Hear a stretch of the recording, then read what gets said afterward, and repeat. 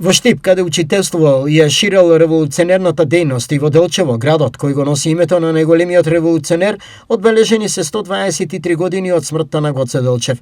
На историскиот момент и грандиозната улога на Делчев во македонската револуционерна активност беше подсетено пред ректоратот на Универзитетот Гоце Делчев во Штипско Ново село. Гоце Делчев, кој што бил не само апостол на македонската слобода, туку за неговото време и визионер и хуманист, кој што со изјавата дека го разбера светот како поле за културен надпревар меѓу народите во еден период на војни, создавање на нови нации, покажал дека наместо оружје може да игра голема улога и знаењето и културата.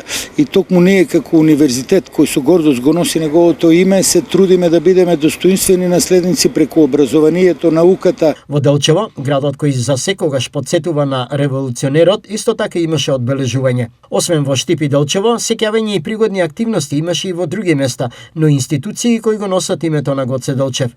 Една од нив е и Народната универзитетска библиотека Гоце Делчев во Штип, која одбележува и 80 години од нејзиното постоење.